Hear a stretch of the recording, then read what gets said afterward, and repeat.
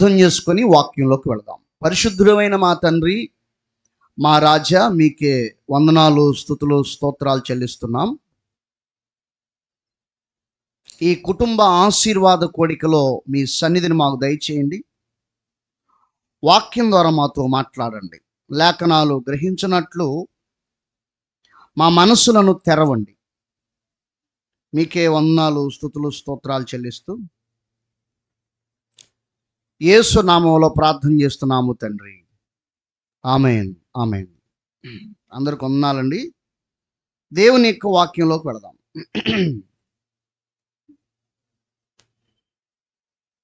కొంచెం లోతుగా ఉంటాయి ఈ మాటలు.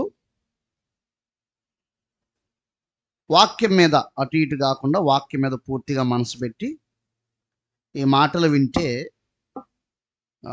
ఎక్కుతాయి, మైండ్లోకి వెళతాయి.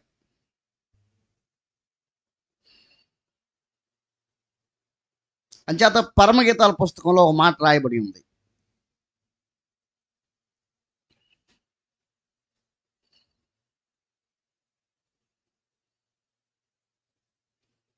పరమగీతాల్లో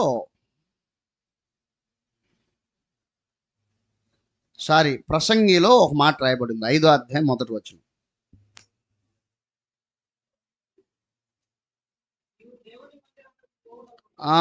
సో ఇక్కడ మనం మందిరంలో లేం కాబట్టి దేవుని సన్నిధి అనుకుందాం. నీవు దేవుని సన్నిధిలోనికి పోవునప్పుడు నీ ప్రవర్తన జాగ్రత్తగా ఉన్నట్లు చూచుకో.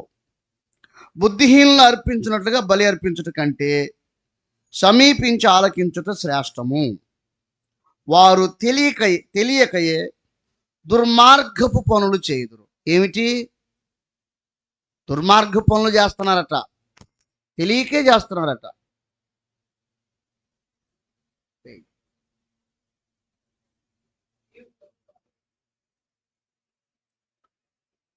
ఇంతకీ తెలియకుండా చేస్తున్న దుర్మార్గ పనులు ఏమిటి అంటే,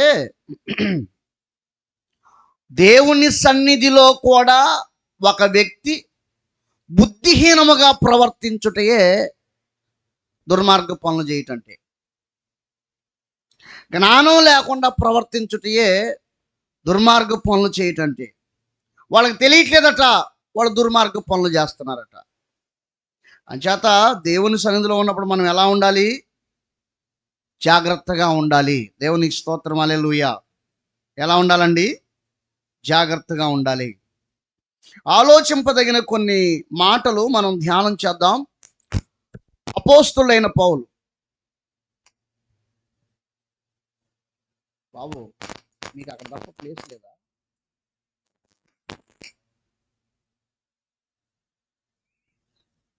అపోస్తులైన పౌలు రోమీలకు రాసిన పత్రిక 10వ అధ్యాయము 19వ వచనం చదువుదాం.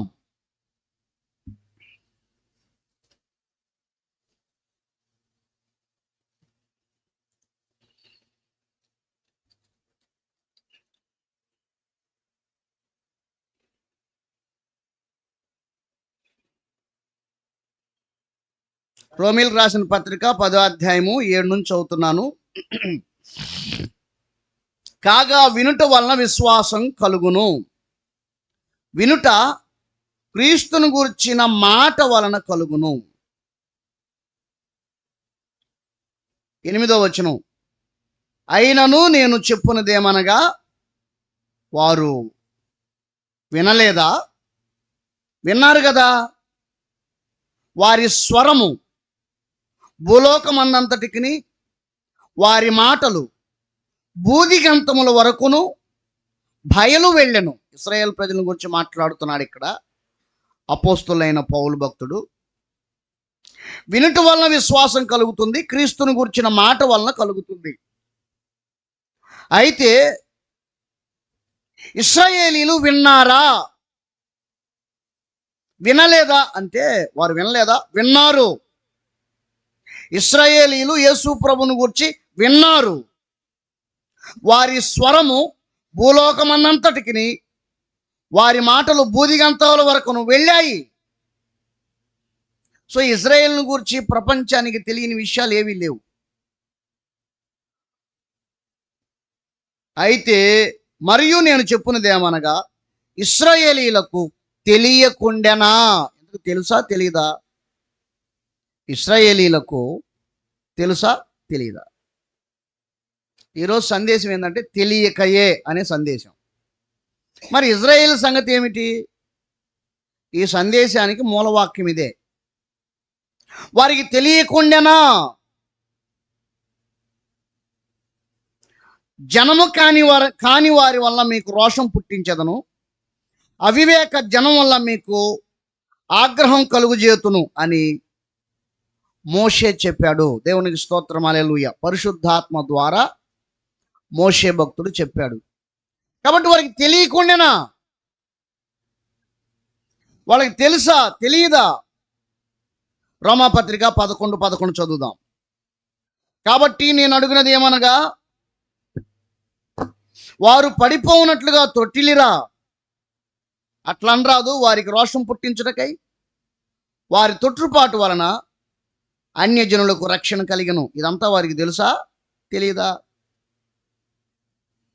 వారి తొట్టుపాటు లోకమునకు ఐశ్వర్యమును, వారి క్షీణదశ అన్యజనములకు ఐశ్వర్యమును అయిన ఎడల వారి పరిపూర్ణత ఎంత ఎక్కువగా ఐశ్వర్యకరమగును. దేవునికి స్తోత్రం, హల్లెలూయా. సో ఇదంతయు వారికి తెలియకుండానే జరుగుతుంది. నీకు తెలుసా? నీకు తెలియకుండానే నీ జీవితంలో దేవుని కార్యాలు చాలా జరుగుతున్నాయి. అది నీకు తెలియదు. అందుకే యేసు ప్రభుల వారు పేతురు అనే వ్యక్తితో ఒక మాట అన్నాడు. చూడండి, యోహాను శుభవార్త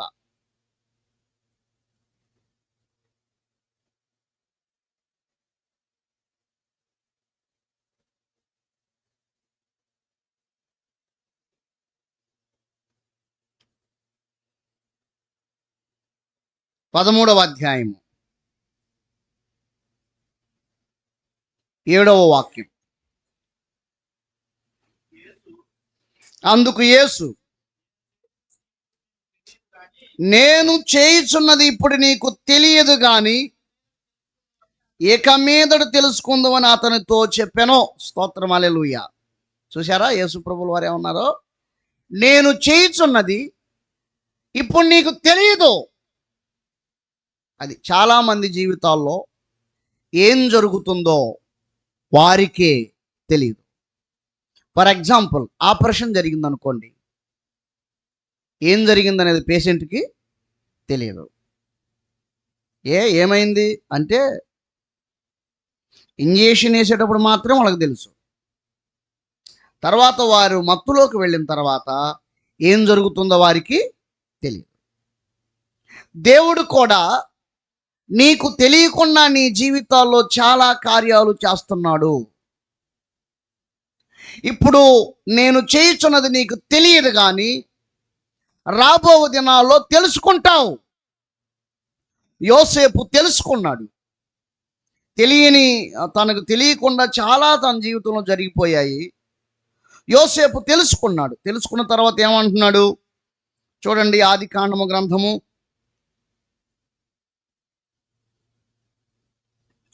50వ అధ్యాయము 20వ వచనం.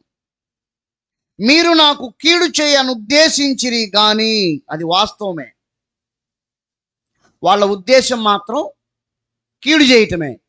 యోసేపు అన్నల ఉద్దేశం మాత్రం కీడు చేయటమే.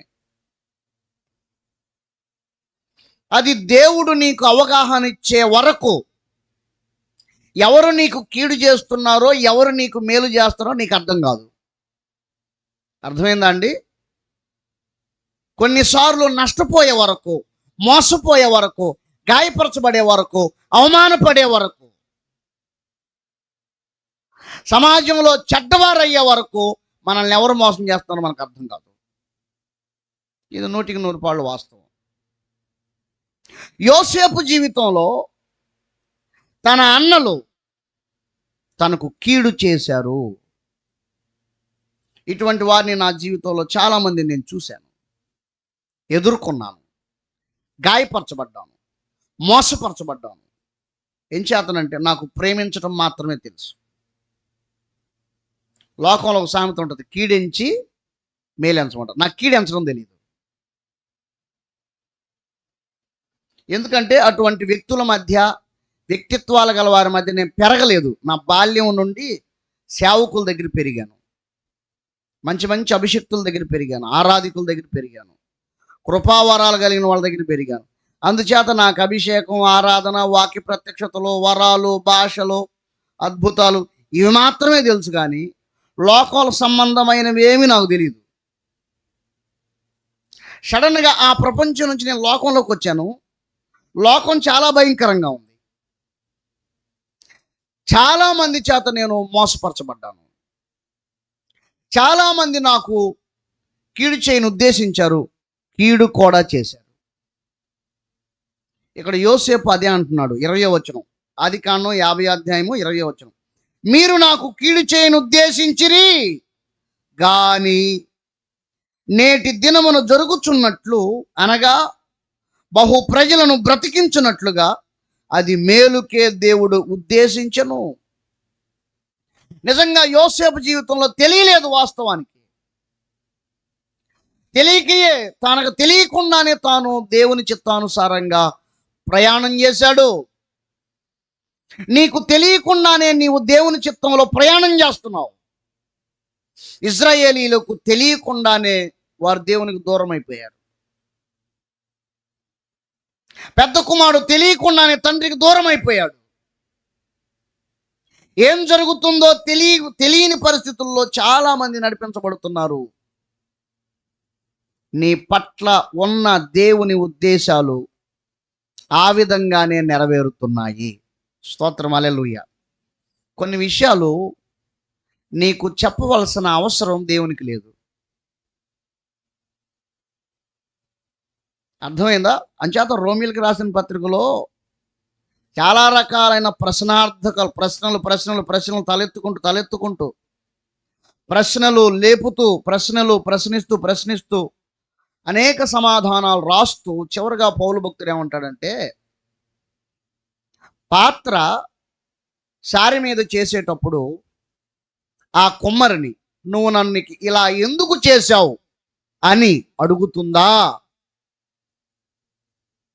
అడగకూడదు. కుమ్మరి ఇష్టం ఏ పాత్రను చేస్తాడో, ఎలా దాన్ని మలుస్తాడో అది ఎవరి ఇష్టం? కుమ్మరి ఇష్టం. ఆ విషయం చెప్పి పౌలు రోమీయులకు రాసిన పత్రికలో ఆ ప్రశ్నల్ని అంతటితో ఫుల్ స్టాప్ పెట్టాడు. అంచేత దేవుని యొద్దకు వచ్చి నీవు ప్రశ్నింప వీలు లేదు. దేవుడు ఎవరి జీవితాలు ఎలా చేయాలనుకుంటాడో అలా చేస్తాడు. నువ్వు దాన్ని ఎప్పటికీ మార్చలేవు. అది మార్చడానికి నీ జ్ఞానము, నీ తెలివి, నీ యుక్తి, నీ శక్తి, నీ బలము, అసలు నీ ఆయుష్ కూడా సరిపోదు. ఎవరు మార్చలేరు. దేవునికి స్తోత్రం, హల్లెలూయా. కాబట్టి యోసేపు భక్తుడు అంటాడు, మీరు నాకు కీడు చేయ ఉద్దేశించారు. ఎప్పుడు అంటున్నాడు ఈ మాట? ఆయనకి పెళ్ళయి 2 పిల్లలు పుట్టి, ఆ పిల్లలు పెరిగి పెద్దవాళ్ళు అయ్యి, చాలా సంవత్సరాల తర్వాత వాళ్ళ అన్నలందరూ ఐగుప్తు దేశం వచ్చి, యాకోబును యోసేపు తండ్రి చనిపోయి అతన్ని పాతిపెట్టిన తర్వాత వాళ్ళు అది గుర్తు చేసుకున్నారు. అమ్మో, యోసేపును మనం గుంటలో పడేసాము, ఇప్పుడు అది మనసులో పెట్టుకొని మన మీద పగ తీర్చుకుంటాడేమో అని ఆలోచన చేసి వాళ్ళు ఏం చేశారంటే, మీ తండ్రి సావుకు ముందు ఇలా చెప్పాడయ్యా, నీ సహోదరుల అపరాధాన్ని క్షమించు అని చెప్పాడు, కాబట్టి దయచేసి మా అపరాధాన్ని క్షమించి ఈ సమయంలో మా ఏళ్ళ దయ చూపించు అని యోసేపు దగ్గర వాళ్ళు పశ్చాత్తాపడతా ఉన్నారు. పశ్చాత్తాపడుతుంటే ఆ సందర్భంలో చెప్పాడు యోసేపు. అంతేగాని మీరు నన్ను ఇట్లా చేశారు, దేవుడు నాకు అన్యాయం చేయలేదు, చివరికి మీరే నా దగ్గర రావాల్సి వచ్చింది, ఇట్లా ఎప్పుడు మాట్లాడలా. అర్థమైందండి? సందర్భం వచ్చింది. సందర్భం వచ్చినప్పుడు ఆయన అంటున్నాడు, 18వ వచనం, ఆదికాండం గ్రంథం 50వ అధ్యాయం 18వ వచనం. మరియు అతని సహోదరులు పోయి అతని ఎదుట సాగిలపడి, ఇదిగో మేము నీకు దాసులమని చెప్పగా యోసేపు భయపడకుడి, నేను దేవుని స్థానమందున్నానా, మీరు నాకు కీడు చేయి ఉద్దేశించితిరి కానీ. అది వాళ్ళ ఉద్దేశాన్ని యోసేపు ఇప్పుడు బయట పెడుతున్నారు. వాస్తవం, మీరు నాకు కీడు చేయటానికే ఉద్దేశించారు. గుంటలో పడేయటం కాదు మీ ఉద్దేశం, నన్ను చంపేయటమే మీ ఉద్దేశం. కానీ కానీ నేటి దినమును జరుగుచున్నట్లు బహుజనులను పోషించున్నట్లు దేవుడు దాన్ని మేలుకే ఉద్దేశించాడు. ఏం జరిగిందో అనేది నా జీవితంలో సింహాసనం ఎక్కిందాక నాకు అర్థం కాల, కానీ ఇప్పుడు నాకు అర్థమవుతుంది. అంచేత యేసుప్రభుల వారు అన్నారు, యోహాను సువార్తలో యేసుప్రభుల వారు అన్నారు, చదవండి మళ్ళీ ఆ మాట, 13వ అధ్యాయము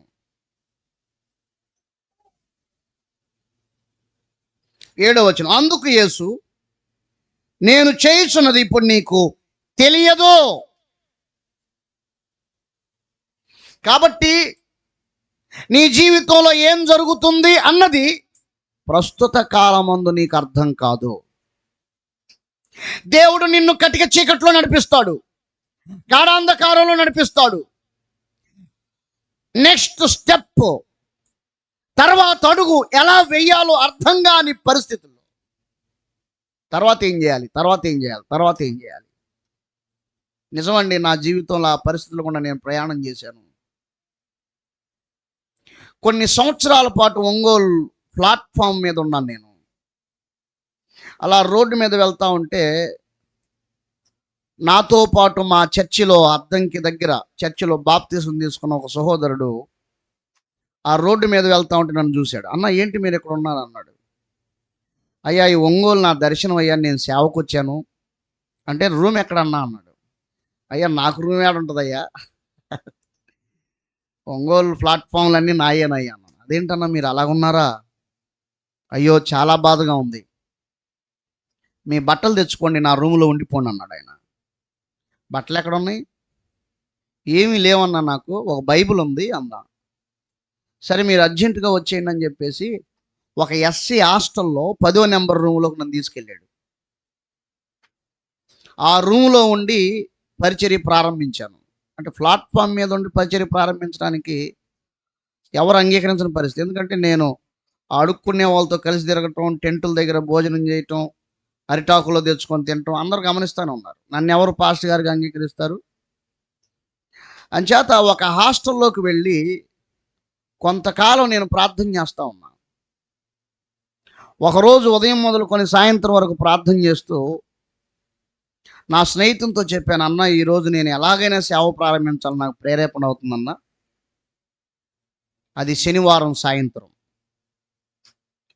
మనం ప్రారంభిద్దామన్నా అని చెప్పాను. 2006 ఫిబ్రవరి 17వ తారీఖు సాయంత్రం మేము ఒంగోలు రంగారావు చెరువు దగ్గర ఉన్న ఎస్సీ హాస్టల్ నుండి ఏకలవ్య నగరు వంట కాలనీ అనే కాలనీలు గుండా రోడ్డు నడుచుకుంటూ వస్తున్నాము.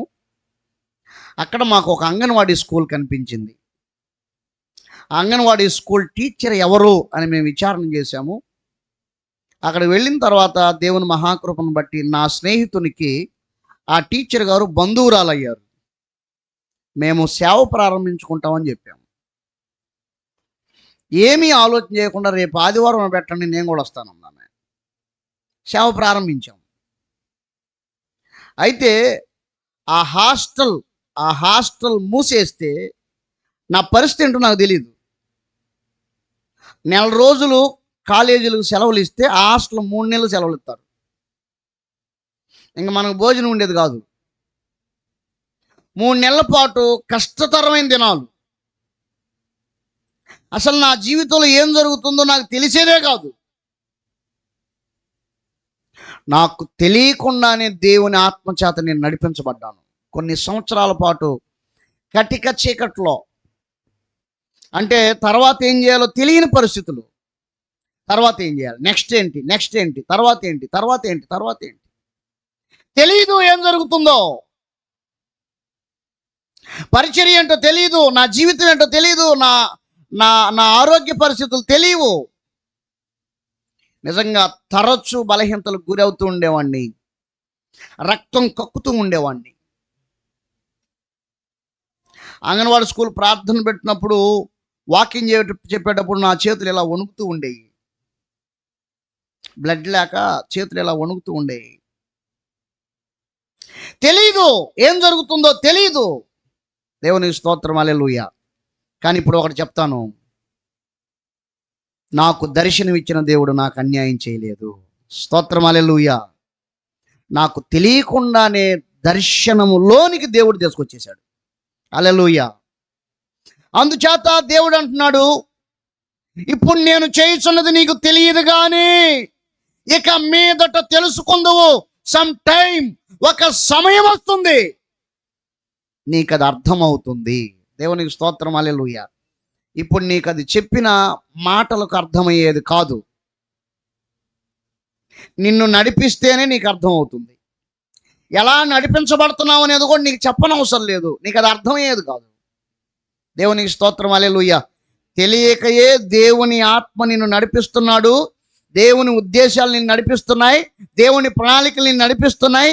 ఆశ్చర్యకరంగా దేవుని ఆత్మ చేత నీవు నడిపించబడుతున్నావు. అందుచేత బైబిల్లో రాయబడింది 142వ కీర్తనలో, దయగల నీ ఆత్మ సమభూమిలో నన్ను నడిపించును గాక.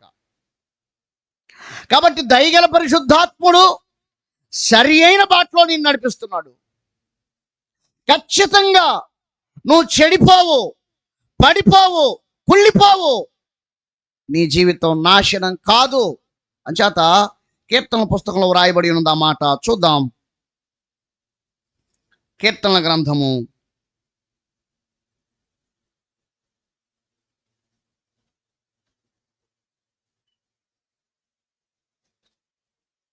16వ అధ్యాయము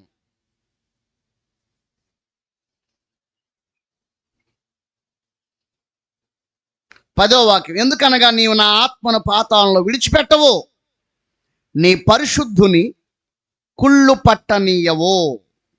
ఈ మాట గమనించారా? ఆయన పరిశుద్ధులను ఆయన కుళ్ళిపోనివ్వడట. అర్థమైందా అండి? ఆయన కొరకు ఎవరైతే పరిశుద్ధంగా జీవిస్తారో వారి జీవితాలు శిథిలము కానివ్వడు, పతనము కానివ్వడు, కుళ్ళిపోనివ్వడు, నాశనము కానివ్వడు. ఏం చేస్తాడు? అక్కడే ఉంటుంది చూడండి, జీవమార్గం నీవు నాకు తెలియజేసేదవు. అది జీవమార్గములో దేవుడు నడిపిస్తాడు. దేవునికి స్తోత్రం, హల్లెలూయా. అందుచేత నీ జీవితంలో నీకు తెలియకుండా జరుగుతున్న ఈ కార్యాలలో, ఈ పరిస్థితుల్లో నీకు నీవుగా నీకు తెలిసినంత వరకు నీ జీవితాన్ని మలచుకోవటం అలవాటు చేసుకో. దేవుని చిత్తానుసారంగా అడుగు తీసి అడుగు వేయటం అలవాటు చేసుకో. విశ్వాసపు బాటలో త్యాగం చేస్తూ ఈ లోక సంబంధమైన భ్రమలు, మోసాలు కలిగించే వారి విషయంలో జాగ్రత్తగా ఉంటూ నిన్ను నీవు కాపాడుకుంటూ ముందుకెళ్ళు. చాలు. బైబిల్ అంటుంది, పరిశుద్ధులగుటయే దేవుని చిత్తము. ప్రస్తుతం నీ జీవితంలో నువ్వు పరిశుద్ధంగా ఉంటే దేవుని చిత్తం. కాబట్టి పరిశుద్ధతను కాపాడుకుంటూ దేవుడిచ్చిన ఉపదేశంలో, సహవాసంలో దేవుని కొరకు చేయగలిగిన త్యాగాలు చేస్తూ ముందుకెళ్తూ ఉండు. ప్రభువు నీ జీవితంలో చేయవలసిన కార్యాలు చేస్తాడు. స్తోత్రం, హల్లెలూయా. ఏం చేస్తారంటే పరిశుద్ధులగుటే దేవుని చిత్తం. ప్రస్తుతానికి ఇదే నీ జీవితంలో దేవుని చిత్తం. ఇంతకు మించి నేను చేయటం నీకు తెలియదు అన్నాడు దేవుడు. కాబట్టి ఆ పరిశుద్ధతను కాపాడుకుంటూ ఉపదేశ క్రమంలో మనము త్యాగాలు చేసుకుంటూ ముందుకు వెళితే సంపూర్ణ ఉద్దేశాల్లోకి వెళతావు. నీకు తెలియపోయినా నువ్వు దేవుని చిత్తంలో వర్ధిల్తావు. స్తోత్రం, హల్లెలూయా. కాబట్టి చాలామంది తెలియకయే కొన్ని కార్యాలు చేశారట, దానివలన దీవించబడ్డారట. ఒకటి లేక రెండు విషయాలు ధ్యానం చేద్దాం. మనం ఎలా ఉండాలో దేవుని యొక్క వాక్యం మనకు బోధిస్తుంది. చూడండి, అపోస్తుడైన పౌలు హెబ్రీయులకు రాసిన పత్రిక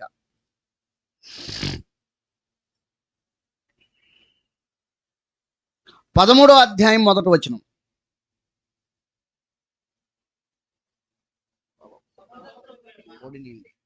సహోదర ప్రేమ నిలువరముగా ఉండనీయుడి, ఆతిథ్యము చేయ మరువకుడి, దాని వలన కొందరు తెలియకయే దేవదూతలకు ఆతిథ్యము చేసిరి. స్తోత్రం, హల్లెలూయా. అది చూడండి, తెలియకుండా వీళ్ళు ఒక మంచి పని చేశారట.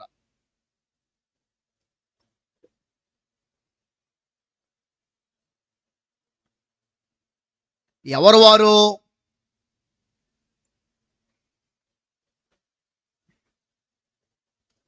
ఆయన పేరులు చెప్పకుండా సింపుల్గా కొందరు అనేశాడు పౌలు భక్తుడు.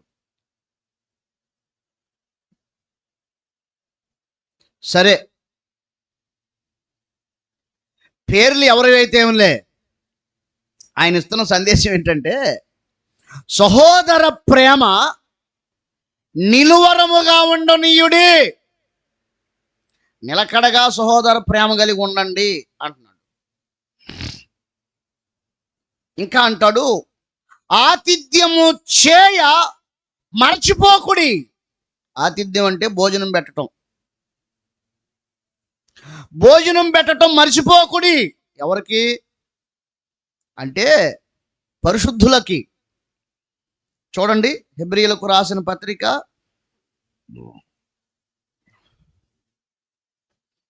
6వ అధ్యాయము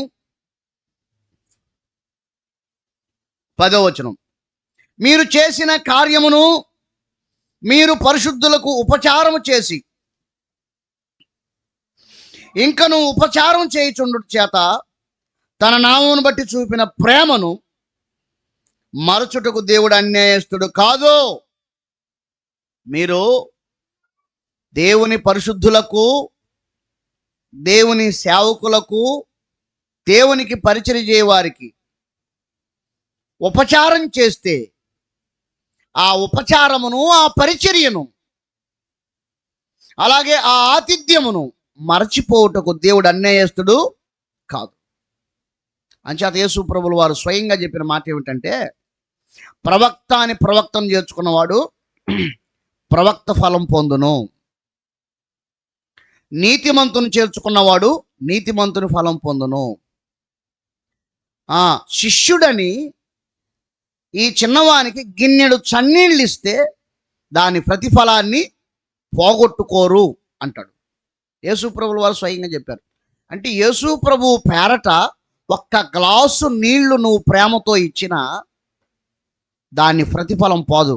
పరలోక రాజ్యపు జీవగ్రంథంలో అది రాయబడుతుంది, తిరిగి నీకు వస్తుంది అది మళ్ళీ. అందుకే సామెతల గ్రంథంలో ఉంటుంది, నీళ్లు పోయే వారికి నీళ్లు పోయబడినని ఉంది. కాబట్టి ఆతిథ్యం చేయ మర్చిపోవద్దు. సహోదర ప్రేమ నిలవరంగా ఉండనీయుడి. కొందరు తెలియకయే దేవదూతలకు ఆతిథ్యం చేసిరి. అది ఆతిథ్యం ఇచ్చే గృహం. వాళ్ళకి తెలియకుండానే వాళ్ళు అంటండి దేవదూతలకు భోజనం పెట్టారట. ఇది నిజంగా అద్భుతం కదూ. అంటే వాళ్ళు ఆతిథ్యం చేసే కుటుంబం కాబట్టి తరచూ ఎవరో ఒకళ్ళు వచ్చి ఆ ఇంట్లో భోజనం చేస్తూ ఉంటారు కాబట్టి సడన్గా దేవదూతలు కూడా ఆ ఇంటికి వచ్చారు. వాళ్ళు దేవదూతలు అని తెలియకుండానే, తెలియకయే వారు భోజనం పెట్టారు. దేవునికి స్తోత్రం, హల్లెలూయా. ఎవరో, కానీ ఈ వచనంలో రహస్యంగా ఉన్న ఆ వ్యక్తులు ఎవరు అంటే ఆదికాండము గ్రంథం 18వ అధ్యాయం. ఆదికాండం గ్రంథం 18వ అధ్యాయంలో అబ్రహాము గుడారపు ద్వారం ముందు కూర్చొని ఉన్నాడు. ముగ్గురు మనుష్యులు ఆ ద్వారం ఎదురుగా నడిచి రావటం చూశాడు. అక్కడ దేవదూతలు అని లేదండి, మనుష్యులు అని ఉంది. స్పష్టంగా మనుషులు అని ఉంది. అబ్రహాం పరిగెత్తుకుంటూ వెళ్ళాడు. ఆ మనుషులకు ఎదురుగా వెళ్ళి సాగిలపడి, అయ్యా దయచేసి నీ దాసుని దాటిపోవద్దు, రండి, ఇదిగో చెట్టు కింద కూర్చోండి, కాళ్ళు కడుక్కోవడానికి నీళ్ళు ఇస్తాను, కాళ్ళు కడుక్కోండి, ఆ చెట్టు కింద ఆ చల్లటి వాతావరణానికి అలసట తీర్చుకోండి, ఇదిగో నేను మీకు కొంచెం ఆహారం తెప్పిస్తాను, అది తిని మీ ప్రాణాలను బలపరుచుకోండి అన్నాడు. వాళ్ళు కూర్చున్నారు. త్వరగా పనివాణి దగ్గరికి వెళ్ళాడు. పనివాణ్ణి పిలిచి చెప్తున్నాడు, మందలోకి వెళ్ళి కురువిన జంతువుని తీసుకొచ్చి వధించమని చెప్పాడు. శారమ్మ దగ్గరికి వెళ్ళాడు, పిండి పిసికి రొట్టెలు చేయమని చెప్పాడు. ఇంట్లో వాళ్ళందరూ హడావుడిగా పరిగెత్తున్నారు. జంతువును వధించారు, రొట్టెలు తయారు చేశారు. అంతే, 10 నిమిషాల్లో అన్నీ వచ్చేసాయి. పరిగెత్తుకుంటూ వచ్చి వాళ్ళకి ఆహారం పెట్టాడు. వారు దేవదూతలని అబ్రహాముకు తెలియకయే ఆతిథ్యం ఇచ్చాడు. దానివలన ఏం జరిగిందో తెలుసా? వారు ముగ్గురున్నారుగా, మధ్యలో ఒక ఆయన అడిగాడు, అబ్రహాం, శారా ఎక్కడుంది అంటే గుడారంలో ఉందయ్యా అన్నాడు. ఓకే, వచ్చే సంవత్సరం ఇదే నాటికల్లా వస్తాము, ఆమె ఒడిలో ఒక కుమారుడు ఉంటాడు. లోపల ఆమె నవ్వుతా ఉంది. బైబిల్లో అబ్రహాము కూడా నవ్వాడు ఉంది బైబిల్. ఇద్దరు నవ్వుకున్నారట. ఎందుకంటే ఆయనకేమో 100 సంవత్సరాలు, ఏమకేమో 90 సంవత్సరాలు. గుడారాలు వేరై, గర్భం ఉడిగిపోయింది, నో చాయిస్, ఏమి లేవు, అవకాశాలు లేవు. అవకాశాలు లేని చోట ఆశలు పుట్టించాడు దేవుడు. అబ్రహాం, చూసావా, గుడారంలో మీ ఆవిడ నవ్వుతుంది, చూస్తాం వచ్చే సంవత్సరం ఇదే నాటకాల్లో చూస్తాం ఆమె నవ్వేమవుతుందో. దేవునికి స్తోత్రం, హల్లెలూయా. వెళ్ళిపోయారు వాళ్ళు, ఆ మాట చెప్పి వెళ్ళిపోయారు. అంతే, కథలుగా మాట్లాడుకుంటున్నారు అబ్రహాం శారా. ఏంటి, కొడుకు పుడతాడంట మనకి, ఈ వయసులో మనకి ఎంత పుడతాడు, పని వాళ్ళు అందరు నవ్వుకోరు. దినాలు గడుస్తూ ఉన్నాయి. అనుకోకుండా ఆమె గర్భవతి అయిపోయింది. స్తోత్రం, హల్లెలూయా. ఆదికాండం గ్రంథం 21వ అధ్యాయం 1, 2, 3 వచనాలు రాయబడింది. యెహోవా శారాతో చెప్పిన నిర్ణయ కాలములో ఆమెను దర్శించెను, ఆమె గర్భవతి ఆయను. స్తోత్రం, హల్లెలూయా. సరే, మనం మాట్లాడుకుందాం సాధారణంగా. అబ్రహాము శారా వాళ్ళందరూ కష్టపడి సిద్ధపరిచి వారికి పెట్టిన ఆహారం బహుశా అయ్యుంటే ఓ 10,000 అయి ఉంటుందేమో ఖర్చు, జనరల్గా మనం మాట్లాడుకుందాం. కానీ శారమ్మ గారిని హాస్పిటల్కి తీసుకెళ్ళి పిల్లలను పుట్టడానికి ఖర్చు పెడితే ఎన్ని లక్షలు అవుతాయి? లక్షలు ఖర్చు పెట్టేది కష్టమేగా, జరగని పని కదా. 100 ఇంజక్షన్లు వేసినా పిల్లలు పట్టరు. అర్థమైందండి? 100 ఇంజక్షన్లు వేసి ఎన్ని ఎక్కించినా మెడికల్ ప్రకారం పుట్టరు. 10,000 రూపాయలు ఖర్చు, 10,000 రూపాయలు ఖర్చు అనుకుంటే లక్షలకు మించిన, కోట్లకు మించిన వారసుడు పుట్టాడు. స్తోత్రం, హల్లెలూయా. మనిషి జీవితంలో ఇంక తప్పేం కావాలి? పిల్లలు తప్పేం కావాలి? ఏం కోరుకుంటాడు? అందుకనే పెళ్ళైన తర్వాత ఏం అడుగుతారు? ఎంతమంది పిల్లలను అడుగుతారు? మమ్మల్ని చాలామంది అడిగారు. పెళ్ళైన 13 సంవత్సరాల దాకా, 12 సంవత్సరాల దాకా పిల్లలు లేకపోతే చాలామంది అడిగారు. అందుకని పెళ్ళైన తర్వాత మా ఊరు నుంచి వచ్చిన తర్వాత మేము వెళ్ళటం మానేసాం. ఎందుకంటే అక్కడికి వెళ్తే అడుగుతారు, ఎంతమంది పిల్లలు, ఇంకా నీళ్ళు పోసుకున్నారు లేదా, అబ్బాయి అమ్మాయా, హాస్పిటల్లో చూపించకపోయావా, పలానా హాస్పిటల్కి వెళ్తే డాక్టర్ బాగా చూసిద్ది, చేయి సలవా. బాబు, ఆ మాటలు తట్టుకోలేకపోయేవాళ్ళం. నిజంగా చాలా బాధాకరమైన విషయం. కానీ కోట్లకు మించిన ఒక గొప్ప ఆశీర్వాదం అబ్రహాము జీవితంలో వచ్చింది. దేవుడు వారసునిచ్చాడు. స్తోత్రం హల్లెలూయా. చెప్పండి హల్లెలూయా. వారసత్వానికి మించినది ఈ భూమి మీద ఏమీ లేదు. వారసత్వం అంటే ఏమిటో తెలుసా? బైబిల్లో రాయబడింది, గర్భఫలం ఆయన ఇచ్చు బహుమానం, కుమారులు ఆయన ఇచ్చు స్వాస్థ్యం. గర్భఫలం అంటే ఆడపిల్లలు, కుమారులు అంటే ఆస్తి. బైబిల్లో ఉన్న మాట 127 కీర్తనలో రాయబడిన మాట నేను చదువుతుంది. దేవుడు వారికి ఏమిచ్చాడు? ఆస్తినిచ్చాడు. దేవునికి స్తోత్రం హల్లెలూయా. కాబట్టి ఓ మాట చెప్పమంటారా? అబ్రహాము కంటే కూడా మంచోడు పుట్టాడు. ఎవరికంటే? తండ్రిని మించిన తనయుడంటే ఇస్సాకే. అబ్రహాము కంటే నీతిమంతుడు. అబ్రహాము కంటే నీతిమంతుడు. దేవునికి స్తోత్రం హల్లెలూయా. నేను మా మేనమా కంటే నీతిమంతుడిని. మా మా మేనమా మగపిల్లలు కావాలని చెప్పి ఒక ఆమెను అక్కడ పెట్టి పిల్లలు పుట్టారు. ఒకే కొడుకు పుట్టాడు, మిగతా వాళ్ళు ఆడపిల్లలు పుట్టారని చెప్పి ఇంకొక ఆమెను చేసుకొని ఆమెతో 3 పిల్లల్ని కన్నాడు. మగపిల్లలనే కన్నాడు. నేను అంత చండాల పోని కాదు. ఒకే భార్యకి నమ్మకంగా ఉన్నాను నేను. ఇప్పుడు దేవుడు నాకు వారసుడిని ఇస్తున్నాడు. స్తోత్రం హల్లెలూయా. దేవునికి మహిమ కలుగునుగా. సో బైబిల్ అంటుంది, సహోదర ప్రేమ నిలువరముగా ఉండనీయుడి. ఆతిథ్యం చేయ మర్చిపోవద్దు. కొందరు తెలియకయే దేవదూతలకు ఆతిథ్యం ఇచ్చి ఆశీర్వాదాలను అనుభవించారు. దేవునికి మహిమ కలుగును గాక. అందుచేత ఆతిథ్యం ఆశీర్వాదాన్ని తీసుకొస్తుంది. ఏం తీసుకొస్తుందండి? షునేమీరాలని ఒక ఆమె ఉంది.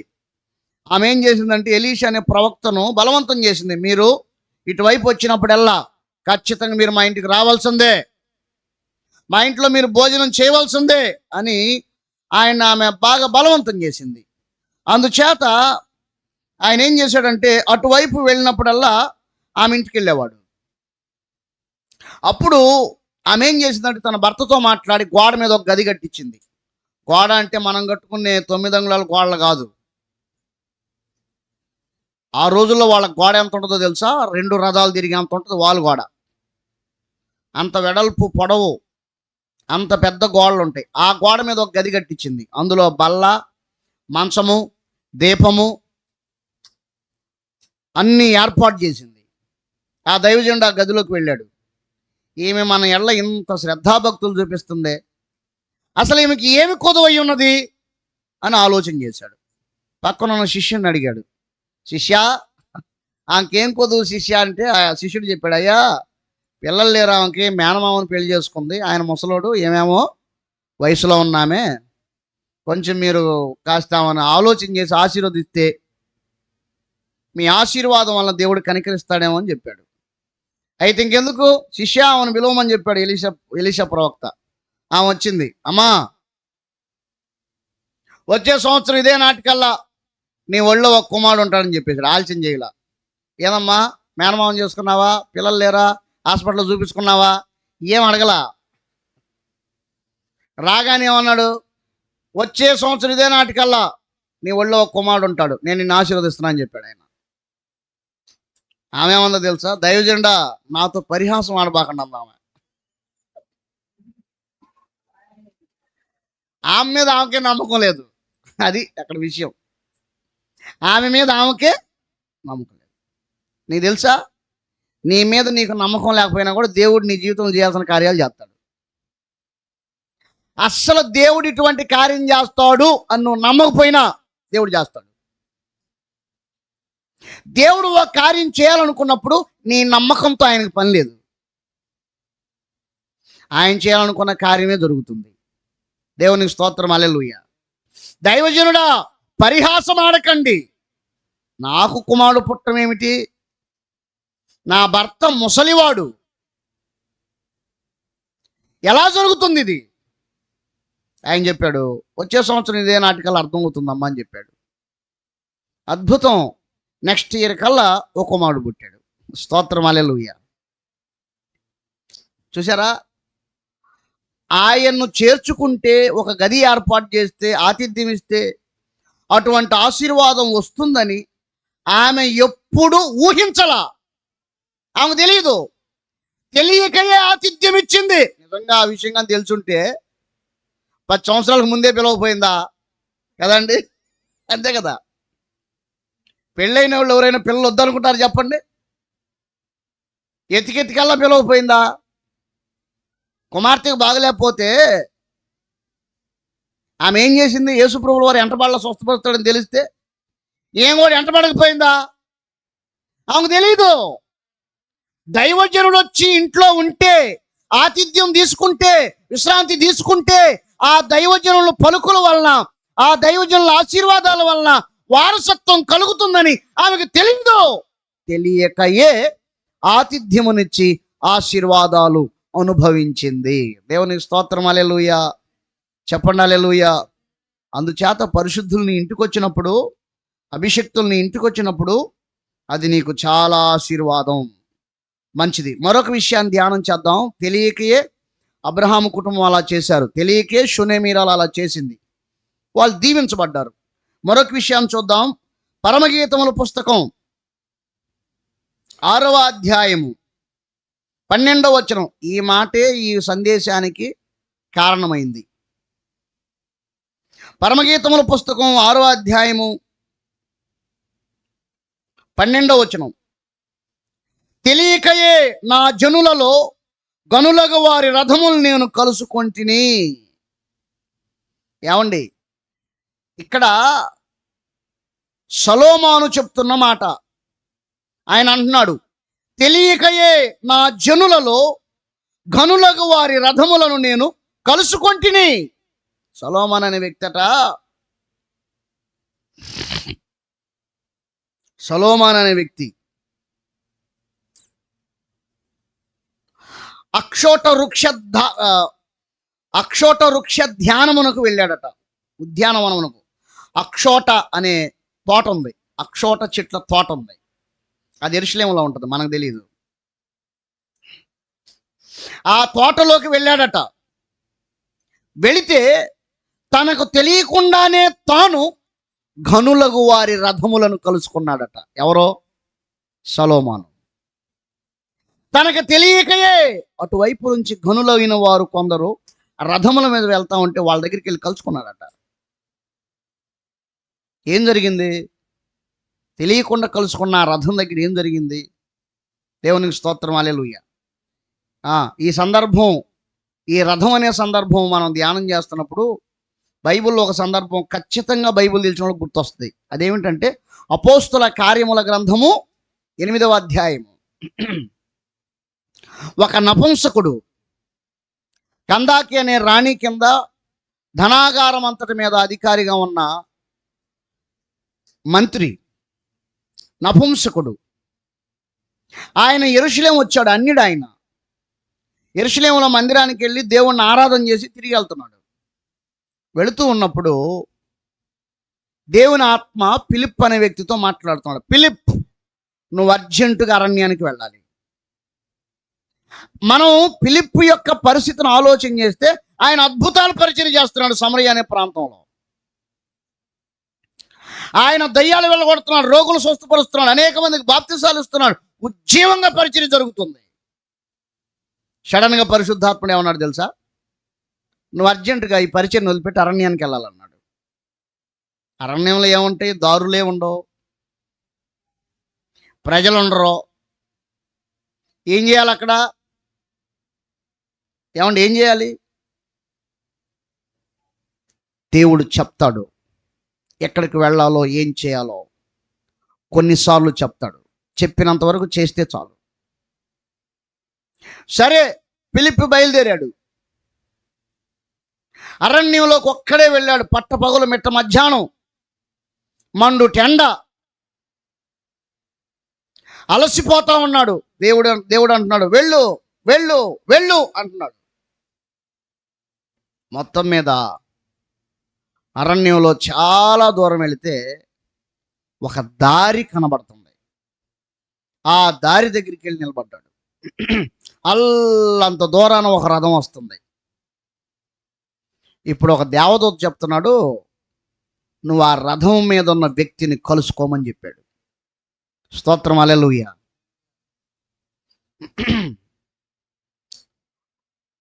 రథం మీద ఉన్న వ్యక్తి వస్తా ఉన్నాడు. చాలా దూరం నుంచి వస్తుంటే చెయ్యి తాపాడు. వెంటనే ఫిలిప్ అంటాడు, నీవు చదువుతున్నది నీకు అర్థమవుతుందా అని అడిగాడు. ఆయన ఏం చదువుతున్నాడు? దేవుడు చెప్పాడు, ఆయన ఒక గ్రంథపు చుట్ట చదువుతున్నాడు,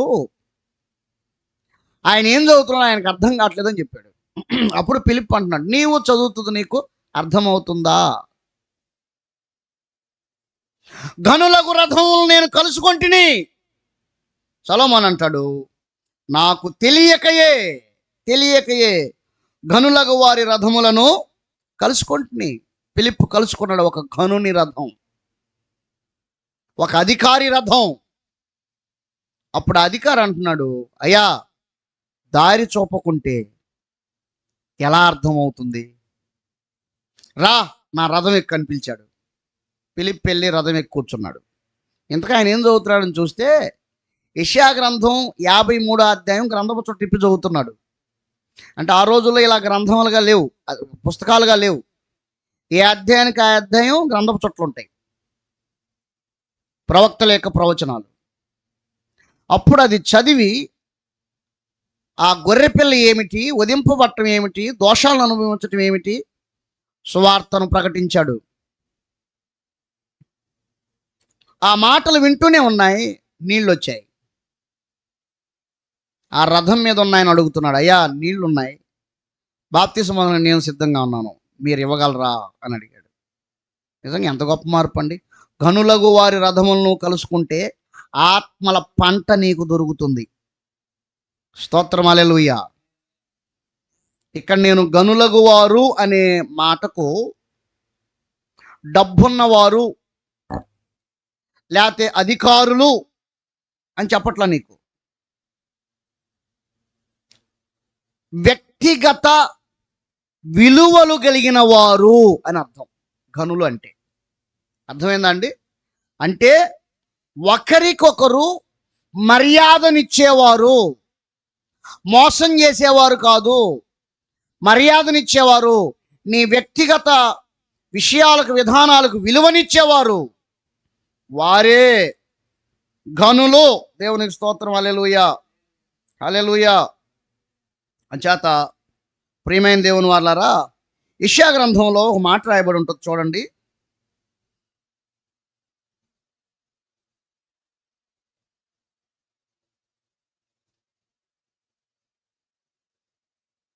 ముప్పై 32వ అధ్యాయము 7, 8 వచనాలు.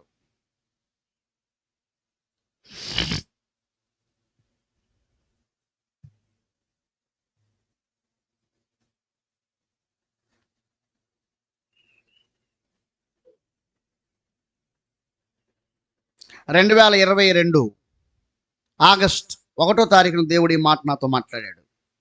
ఆ రోజే స్థలానికి నేను 10,000 రూపాయలు అడ్వాన్స్ కట్టాను. 7వ వచనం దేవుడు నాతో మాట్లాడాడు, మోసకారి సాధనములు చెడ్డవి, నిరుపేదలు న్యాయవాదం చేసినను కళ్ళ మాటలతో దీనులను నాశనం చేయుటకు వారు దురాలోచనలు చేయుదురు. దేవుడు ఈ మాట చెప్పాడు నాతోటి. ఇప్పుడు 8వ వచనం చూద్దాం. ఘనులు ఘనకార్యములు కల్పించుకొందురు, వారు ఘనకార్యములను బట్టి నిలుచుదురు. ఘనులు ఎవరయ్యా అంటే ఘనమైన కార్యాలు చేసేవారే ఘనులు, మోసమైన కార్యాలు చేసేవారు కాదు. అందుకే బైబిల్ అంటుంది మోసకారి సాధనములు చెడ్డవి. మోసం చేసే వాళ్ళకి సాధనాలు ఉంటాయి, కొన్ని విధానాలు ఉంటాయి, కానీ ఘనులైన వారు ఘనకార్యములే కల్పిస్తారు, ఘనమైన కార్యాలు చేస్తారు. అందుచేత ఈ మాటలు వినుచున్న వారులారా, మనము మోసకారులంగా ఉండకూడదు, కానీ ఘనులముగా ఉండాలి. ఎలా ఉండాలండి? ఘనులముగా ఉండాలి. దేవునికి స్తోత్రం, హల్లెలూయా. మంచిది. ఆ నపుంసకుడు బాప్తిసం పొంది తన దేశం వెళ్ళిపోయాడు. ఫిలిప్ తిరిగి వచ్చేశాడు. ఆ దేశంలో ఆ నపుంసకుడు గొప్ప సువార్తికుడు అయ్యాడు. అతని ద్వారా కొన్ని వేల మంది రక్షించబడ్డారు. దేవునికి స్తోత్రం, హల్లెలూయా. మళ్ళీ ఫిలిప్పు ఆ నపుంసకుడు ఎప్పుడు కలవలేదు. అతని ఆత్మ రక్షించబడింది, అతని ద్వారా అనేకులు రక్షించబడ్డారు. అయితే ఇప్పుడు సొలొమోను దగ్గరికి వద్దాము. పరమగీతముల పుస్తకం 6వ అధ్యాయము 12, 13 వచనాలు. తెలియకయే నా జనులలో గనులకు వారి రథములు నేను కలుసుకుంటుని. సలోమితి రమ్ము రమ్ము, మేము నిన్ను ఆశ తీరా చూచుటకై తిరిగి రమ్ము. సలోమితి యందు మీకు ముచ్చట పుట్టించినదేది? ఆమె మహానయీము నాటకమంతా వింతైనది. స్తోత్రం, హల్లెలూయా. ఇప్పుడు ఈ ఘనులకు వారి రథములను కలుసుకున్నప్పుడు సొలొమోనుకి సలోమితి అనే ఆమె దొరికింది. హల్లెలూయా. ఎవరు దొరికారు? ఈ గనులు ఎవరు? వారి పేరులేమి? వారి దేశం ఏది? మరియు సలోమితి అనే ఆమె ఏ వంశమునందు పుట్టింది? ఆమె రంగు ఏమి, ఎత్తు ఏమి? ఈ విషయాలేమీ బైబిల్లో రాయబడలేదు. పరమగీతాల పుస్తకంలో కూడా ఈ ఒక్క వచనంలోనే 2 సార్లు సలోమితి అనే పేరు మాత్రం కనిపిస్తుంది. ఇంకా బైబిల్లో ఎక్కడ కనబడదు. సో సలోమితి అనే ఆమె సొలొమోను జీవితంలోకి ఎలా వచ్చింది, ఎలా తారసపడింది, అతడు ఆమెను ఎలా కనుగొన్నాడు, తన జీవితంలోకి ఎలా కనుగొని తెచ్చుకున్నాడు అనే విషయాన్ని ఆయన 2 మాటల్లో చెప్తున్నాడు. తెలియకయే నా జనులలో గనులకు వారి రథములు నేను కలుసుకున్నాను. సలోమితి రమ్ము అంటే ఆ రథాలు కలుసుకున్న తర్వాత సలోమితి కనిపించింది, ఇంకా ఆమెను తెచ్చుకున్నాడు ఆయన. బహుశా వాళ్ళ దేశం వెళ్ళి ఉండొచ్చు, వాళ్ళందరితో మాట్లాడి ఉండవచ్చు. అంచేత ఇక్కడ అంటాడు, మేము నిన్ను ఆశ తీరా చూచుటకై తిరిగి రమ్ము. స్తోత్రం, హల్లెలూయా. అప్పుడు మొత్తానికి ఆమెను చూశారు, వచ్చారు. బాబు సొలొమోను యువరాజా, ఇంతకు ఎలా ఉందామె? ఎలా ఉందంటే చూడండి, 8, 9 వచనాలు అంటాడు ఆయన. 60 మంది రాణులు, 80 మంది ఉపపత్నులను, లెక్కకు మించిన కన్యలు ఉన్నారు. ఆయన అంటున్నాడు, ఆయన ఉన్నారు, చాలా మంది ఉన్నారు. కానీ సొలొమితి అయితే నా పావురము, నా నిష్కలంకురాలు ఒకతే. ఆమె తన తల్లికి ఒకతే కుమార్తె, కన్న తల్లికి ముద్దు బిడ్డ. స్త్రీలు దాన్ని చూచి ధన్యురాలందరూ. రాణులు ఉపపత్తులను కూడా దాన్ని పొగుడుతారు. అక్కడ ఉన్న వాక్యం చదువుతున్నాను నేను, దాని అనే పదం అక్కడ ఉంది. ఇంకా అంటున్నాడు ఆయన, సంధ్యారాగము చూపట్టుచు చంద్రబింబం అంత అందము గలదై, సూర్యుని అంత స్వచ్ఛమును కళలను గలదై, వ్యూహిత సైన్య సమభీకర రూపిణి ఆమె. స్తోత్రం, హల్లెలూయా. ఇంకా కొంచెం లోతుకెళ్ళి చెప్పయ్యా, ఇంకా ఎట్లుందని చెప్తే చివరి వచనంలో ఆయన అంటాడు, ఆమె మహానయము నాటకం అంతా వింతైనది అని చెప్పేశాడు. ఇంకా స్తోత్రం, హల్లెలూయా. మహానయంలో నాటకాలు వేశారా? ఏమని మహానయంలో నాటకాలు వేశారా ఏమిటి? ఆడేమన్నా తోడు బొమ్మలాట ఏమైనా జరిగిందా ఏమిటి? మహానయంలో ఏమి జరిగింది? స్తోత్రం, హల్లెలూయా. అందులోకి వెళ్తే చాలా విషయాలు ఉంటాయండి, మనం అందులోకి వెళ్ళకూడదు. సమయం మించిపోతా ఉంది. దేవునికి మహిమ కలుగును గాక. మహానయీము అనే ప్రాంతంలో యాకోబు అనే వ్యక్తికి 2 సేనల దేవదూతలు ఎదుర్కొన్నారు. 2 సేనలంటే 12,000 మంది దేవదూతలు మహానయీము అనే భూభాగంలో ఆయన తన దారిని వెళతా ఉంటే 12,000 మంది దేవదూతలు ఆయనకి ఎదురుపడ్డారు. ఎవరికి? యాకోబు గారికి. ఎదురుపడినప్పుడు ఆ ఎదురుపడిన అనుభవాన్ని ఆయన మహానయీము అని పేరు పెట్టాడు. మహానయీము అంటే 2 సేనలు అని అర్థం. ఒక్క సేనకు 6,000 దేవదూతలు, 2 సేనలు అంటే 12,000 దేవదూతలు. స్తోత్రం, హల్లెలూయా. ఇంతకు ఎదురుపడి ఏం చేశారు? వాళ్ళు ఎదురుపడ్డారు, కనిపించారు. ఈయన పేరు పెట్టాడు, తర్వాత వెళ్ళిపోయాడు. దాన్ని సొలొమోను ఏమంటాడంటే అదంతా నాటకం రా అంటాడు. ఏమంటాడు? బాబు యాకోబు, అదంతా నాటకం. దేవదూతల ప్రత్యక్షత నాటకం ఏంటి? దేవదూతల ప్రత్యక్షతలో కూడా నాటకం ఉంటుందా? బాబు, ఆ దేవదూతలు ఎవరో కాదు, నిచ్చెన మీద ఎక్కుతూ దిగుతూ ఉన్నారే, వారే నీకు ఎదురు పడ్డారు. నువ్వు దర్శనాన్ని మర్చిపోతావని, ఆ దర్శనంలోనే నీ మనసును ఉంచాలని, ఆ దర్శనంలోనే నిన్ను స్థిరపరచాలని దేవదూతలు తరచు నిన్ను ఎదుర్కొంటూ వచ్చారు. కానీ నీవేం చేసావంటే రాహేలు అనే నాటకంలోకి వెళ్ళిపోయావు. ఈయనకేమో సలోమితి, ఆయనకేమో రాహేలు. మహానయం కాదు నాటకం. యాకోబు రాహేలు నాటకం, సొలొమోనుకి సొలొమితి నాటకం. దేవదూతలు ప్రత్యక్షత కాదు నాటకం. మాయ చేసే స్త్రీలే నాటకం, మోసం చేసే స్త్రీలే నాటకం. అందుచేత దేవుని దృష్టికి నీతిమంతులైన వారు మాత్రమే దాని నుంచి తప్పించుకుంటారని ప్రసంగి గ్రంథంలో ఆయన రాశాడు. దేవునికి స్తోత్రం, హల్లెలూయా. ఉరుల వంటి చేతులు కలిగిందట ఆమె, బంధకాలు వంటి స్వభావం కలిగిందట. దేవుని దృష్టికి నీతిమంతులైన వాడు మాత్రమే తప్పించుకుంటాడు. పాపం రాసిన ఆయన కూడా తప్పించుకోలేకపోయాడు. అదంతా నాటకం. అర్థమైందండి? చివరికి సొలొమితిని ఆ విధంగా వర్ణిస్తున్నాడు. ఇంకా ఎట్లా చెప్పున ఆయన అంటే, అయ్యా ఆమె మహానయం నాటకం అంతా వింతైనది. స్తోత్రం, హల్లెలూయా. యాకోబు జీవితంలో అదొక వింతైన అనుభవం. ఎన్ని వింతలు కనిపించినా ఆ చింతలోనే ఉన్నాడే ఎవరో? యాకోబు. అందుచేత ప్రియమైన దేవుని వారలారా, ఘనులకు వారి రథములను ఎప్పుడైతే కలిశాడో తన జీవితంలో సొలొమితి దొరికింది. దేవునికి స్తోత్రం, హల్లెలూయా. ఎంతమంది రాణులున్నా, ఉపపత్నులున్నా, కన్నికలున్నా ఆమె ప్రత్యేకము. ఆమె నా పౌరము, నా నిష్కలంకరాలు. దేవునికి స్తోత్రం, హల్లెలూయా. ఆమెకు తన జీవితంలో చాలా ప్రాధాన్యతనిస్తూ ఇస్తూ వచ్చాడు.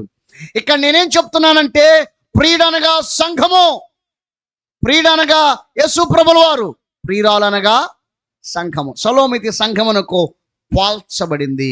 దేవునికి మహిమ కలుగును గాక. పాత నిబంధనలో ఎంతో మంది భక్తులు ఉన్నారు. ప్రభువు కోసం త్యాగాలు చేసిన వారు ఉన్నారు, నరకబడిన వాళ్ళు ఉన్నారు, చంపబడిన వారు ఉన్నారు. ఎందరూ ఉన్నా, ఎన్ని త్యాగాలు ఉన్నా, ఎంత పరిశుద్ధతను కాపాడుకునే వారు ఉన్నా, కొత్త నిబంధన సంఘము దేవునికి ఇష్టమైనది, ప్రియమైనది. దేవునికి స్తోత్రం, హల్లెలూయా. అందుచేత ఆయన నిన్ను ప్రేమిస్తున్నాడు. పాత నిబంధన వారి కంటే అధికమైన ప్రేమ, అధికమైన ప్రాధాన్యత, అధికమైన పరిశుద్ధత, అధికమైన మహిమ, అధికమైన కృపా వరములు నీకు అనుగ్రహించాడు. దేవునికి స్తోత్రం, హల్లెలూయా. చెప్పండి హల్లెలూయా. అందుచేత వింతైన అనుభవాలు, వింతైన అభిషేకం, వింతైన కృపలు నీకు ఇస్తా ఉన్నాడు. అందుచేత ప్రియమైన దేవుని వారలారా, ఘనులకు వారి రథములను కలుసుకో. ఘనులకు వారి రథములు అంటే ఏమిటి అంటే, జకర్యా గ్రంథంలోకి వెళ్ళాలి. ఆ రథములు అనగా దేవదూతలు. ఆ రథములు దేవదూతలు. దేవదూతలు రథములుగా ఉన్నారు, సైన్యములుగా ఉన్నారు, చక్రములుగా ఉన్నారు. దేవదూతలు జీవులుగా ఉన్నారు. దేవదూతలు దేవుణ్ణి మోసే ఆ 4 జీవులుగా ఉన్నారు. దేవునికి స్తోత్రం, హల్లెలూయా. కాబట్టి గనులైన వారిని కలుసుకో. కొత్త నిబంధన సంఘమా, ఇది నీకెంతో ఆశీర్వాదం, ఇది నీకెంతో వింతైన ఆత్మ సంబంధమైన అనుభవం. దేవుడు దీనిలో నిన్ను తీసుకెళ్ళటానికి ఇష్టపడుతూ ఉన్నాడు. ప్రభు ఈ మాటలు దీవించును గాక. అందరు మోకాళ్ళు లేండి, ప్రార్థనలోకి వెళ్దాం.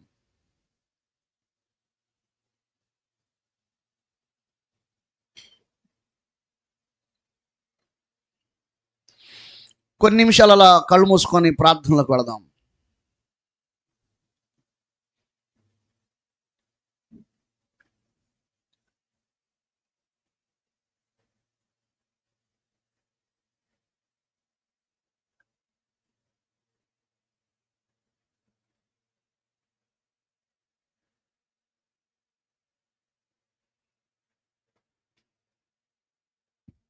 ఘనమైన వ్యక్తిగా జీవించు బిడ్డ. ఘనులు ఘనకార్యములు కల్పించుదురు. ఘనులు ఘనకార్యములు కల్పించుదురు. మోసకారి సాధనములు చెడ్డవి. చెడ్డ సాధనాలు, చెడ్డ స్వభావం, చెడ్డ ఆలోచనలు, చెడ్డ ఉద్దేశాలు కలిగి ఎంతకాలం జీవిస్తావు? ఘనమైన వ్యక్తిగా జీవించు. వ్యక్తిగత విలువలను కలిగి జీవించు. పవిత్రమైన ప్రేమను కలిగి జీవించు. ఈ సందేశం నీకు అర్థమైందా? యేసయ్య అన్నాడు, ఇప్పుడు నేను చేస్తున్నది నీకు తెలియదు కానీ ఇక మీదట తెలుసుకుందువు. ఏం జరుగుతుందో నీకు అర్థం కావట్లేదు. ప్రస్తుతం ఉన్న పరిస్థితులు నీకు అర్థం కావట్లేదు. రేపేంటనేది నీకు తెలియదు. అయితే యేసయ్య అంటున్నాడు, నేను చేయుచున్నది ఇప్పుడు నీకు తెలియదు కానీ ఇక మీదట తెలుసుకుంటావు. యోసేపు కూడా తన జీవితంలో ఏం జరుగుతుందో తెలియలేదు. చాలా సంవత్సరాలు గడిచిపోయాయి. ఆయనకి పెళ్ళయింది, పిల్లలు పుట్టారు, తన తండ్రి చనిపోయాడు. అప్పుడు తన సహోదరులు వచ్చి పశ్చాత్తాపడతా ఉంటే చెప్తున్నాడు, మీరు నాకు కీడు చేయ ఉద్దేశించారు. వాస్తవం అది. మీరు నన్ను చంపేయాలనుకున్నారు. కానీ నేటి దినం జరుగుతున్నట్లు బహుమంది ప్రజలను బ్రతికించినట్లు దేవుడు దాన్ని మేలుకు ఉద్దేశించాడు. తన జీవితంలో 50 సంవత్సరాలు వచ్చే వరకు తెలియలా. నీ జీవితంలో కూడా ఏం జరుగుతుందో నీకు తెలియట్లేదా? భయపడవద్దు. ఒకటే, పరిశుద్ధులు ఒకటే దేవుని చిత్తం. పరిశుద్ధతను కాపాడుకుంటూ ఉపదేశంలో సేవకులను వెంబడిస్తూ నమ్మకంగా కొనసాగుతూ వెళ్ళు చాలు. నీకు తెలియపోయినా పర్వాలేదు, దేవుని చిత్తం నీ జీవితంలో జరుగుతుంది. వారు తెలియకయే ఆతిథ్యం ఇచ్చి